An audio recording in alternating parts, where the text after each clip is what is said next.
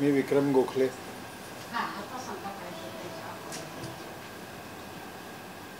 दीना आबा, आम्ही त्यांना दीना आबा म्हणतो.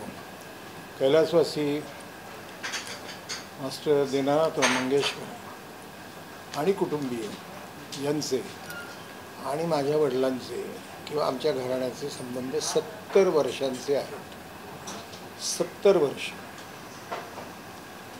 त्या आता आठवणीत मी जात नाही. आज दीदींच्या या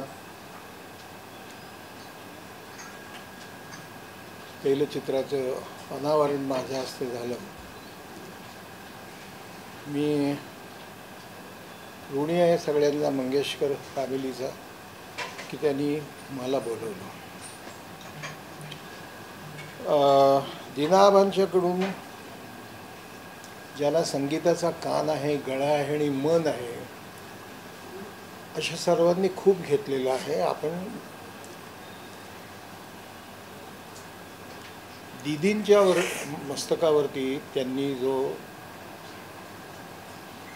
आशीर्वाद दिलेला आहे तो आशीर्वाद दीदींनी इतक्या उंचीवर नेऊन ठेवला की जगामध्ये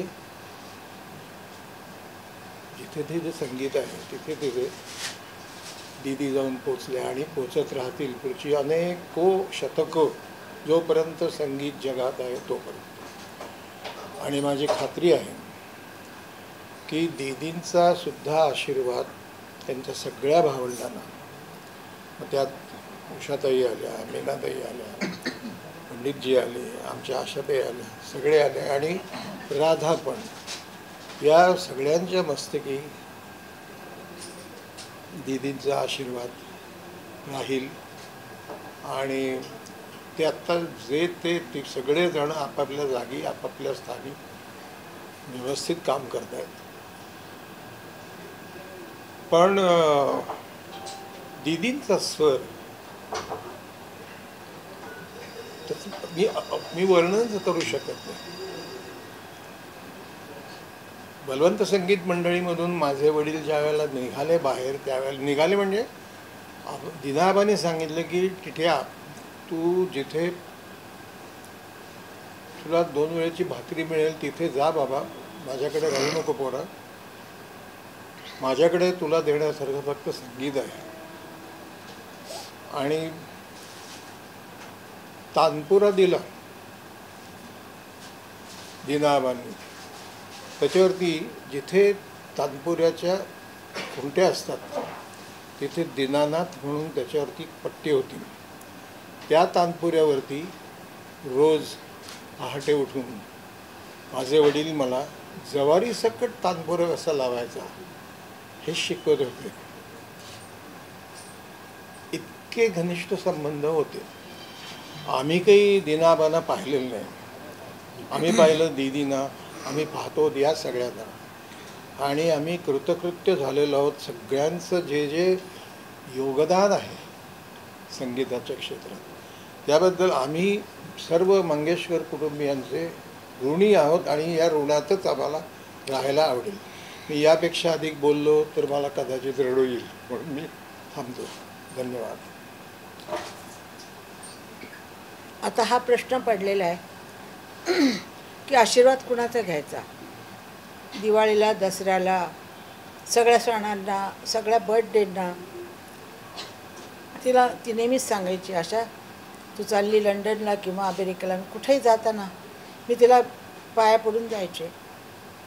तर ती सांगायची, तू सारखी मला पाया पडू नकोस, माझा आशीर्वाद नेहमी तुझ्याबरोबर आहे. तू आली नाहीस तरी पण माझा आशीर्वाद तुझ्या मागं आहे. माई आणि बाबा आणि मी तुमच्या सदोदित जवळ आहोत.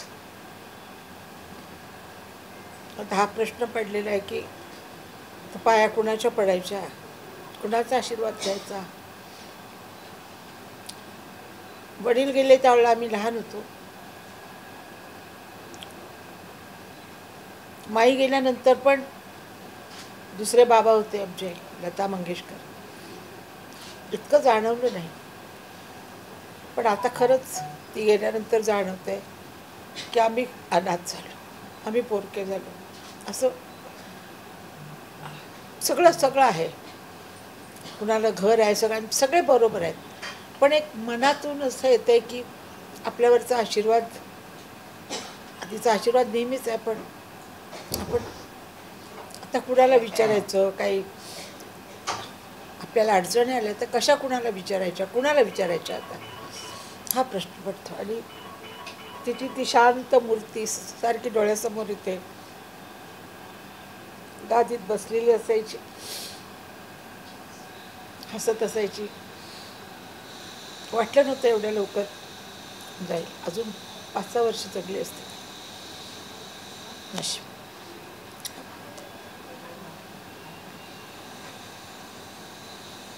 नमस्कार. आशाताईंनी तिथं मनोगत व्यक्त केलं तसंच माझं पण मनोगत आहे. फक्त एकच आहे की दिदी गेली या गोष्टीवरती माझा विश्वास नाही, विश्वास बसणारही नाही. तिथे आपल्यात आहे याच अर्थाने मी सगळे कामं करतो आहे.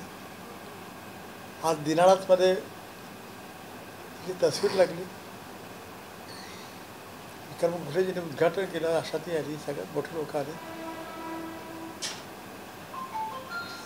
अशी पुण्यात तिथे 4 थिएटर्स आहेत, त्या थिएटर्समध्ये पण असेच दिदीचे फोटो लागणार आहेत. दिनानाथमध्ये मी अनेक वेळा गायलो आहे, अनेक वेळा वडिलांची तस्वीर बघत आतमध्ये आलो आहे. त्यांच्यावर दिदीची तस्वीर लावावी लागेल हे मला पटत नाही, काय त्रास होतो आहे. पण तरी आपण आपली कर्तव्य केली पाहिजे. दिदीचे स्मारक वेगवेगळ्या ठिकाणी चांगल्या रीतीने उभारू असे मी आपल्याला आश्वासन देतो. धन्यवाद.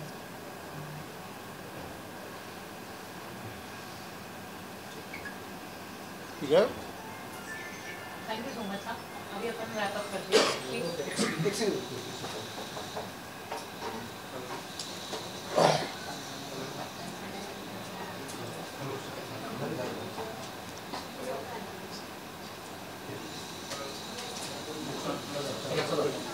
बाळाचा फोन आला होता मला, विचारलं आशिष नाही येत का? कॅमेरा साइड पे रहना ना. थोडा उशीर झाला. नाही, पण मी तुमच्यापेक्षा उशीर आले, पण फार फार करने के लिए आए. आज आता 8 जाणार ना आपण प्रोग्राम बघायला, सगळे 8 जण का प्रोग्राम बघायला.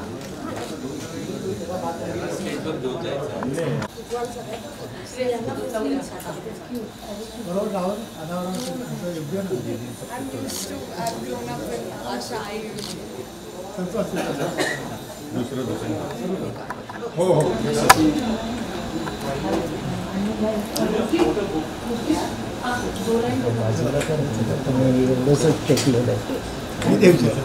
थांब टिपो आहे मध्ये.